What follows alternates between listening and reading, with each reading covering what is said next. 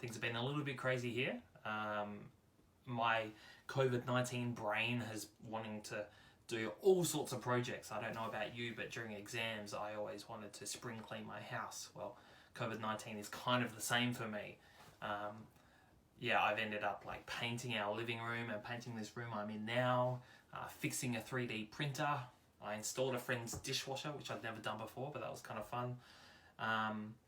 Just all sorts of little projects. And at the moment I'm like putting these little microcontrollers around my house to sense where I am and turn my lights on and off. So is COVID-19 madness for me in this household. But I really want to just kind of reflect on some things I've been thinking about recently, and give you a bit of a challenge to ministry. In my my personal quiet times, I've been thinking, I've been reading through Leviticus recently, and one thing that really kind of struck me through Leviticus, it's such a different, fascinating worldview, so different to ours, to think about the way that God made it possible to be with his people pre-Jesus, making them holy before him. And I've been reading through the various requirements for sacrifices. Like Leviticus opens talking about burnt offerings and grain offerings and fellowship offerings, sin offerings, the kind of requirements required upon God's people in order to be in his presence, to be holy among him, is so alien to us. But I was thinking for myself, well, Moses, it would have been massively jarring for him, as God's person, his agent for drawing out the nation of Israel. It would have been so jarring, I think, for Moses to kind of go, what? These requirements are weird. And I've just been reflecting on that. The highly specific details that Moses has kind of recorded down as God has delivered them to him for God's people, like sprinkling the blood, on this side and on this side, and how to cut the meat, and how to wave things around in the air. Even there's like this wave offering as one of the offerings here in Leviticus. I was just thinking it was really, really strange, and I wonder whether Moses knew what he was signing up for. I suppose if you think about it, his first experience of God calling him to ministry was the burning bush, and so maybe he just anticipated everything to be kind of strange. But have you ever stopped to think about what kind of radical experience God's people were going through as they,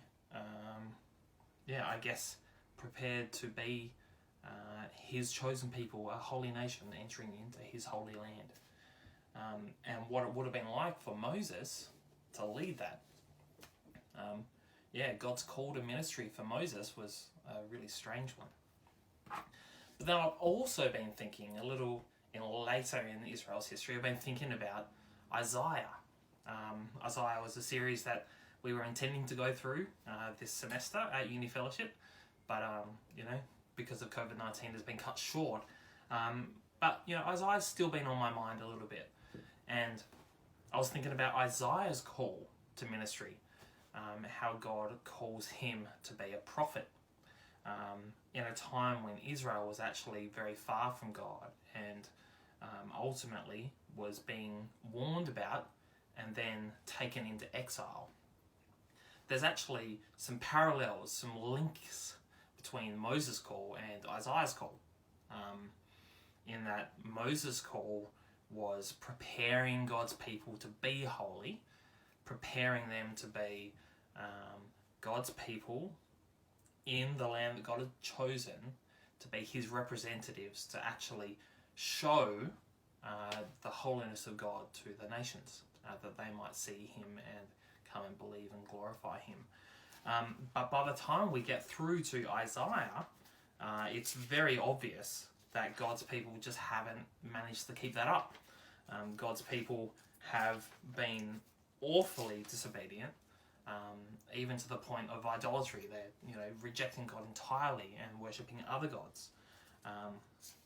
And so, God in his love, his severe love, actually gives this message through the prophet Isaiah that God's people will be sent into exile, but there will be this preserved remnant for God's purposes. But as you look in Isaiah chapter 6, Isaiah's call to ministry is one that recognizes, in a sense, the requirements that God handed to Moses for God's people. And Isaiah says, "Woe is me." In chapter 6, verse 5, he says, "Woe to me, I cried, I am ruined, for I am a man of unclean lips, and I live among a people of unclean lips. My eyes have seen the King, the Lord Almighty." So this experience for Isaiah, as he's called out to ministry, to speak on behalf of the living God, is one of strangeness, of utter terror, because he knows the God whom he's in the presence of. He knows, because of the law that God gave through Moses, he knows of the severe necessity of being holy and pure in his presence.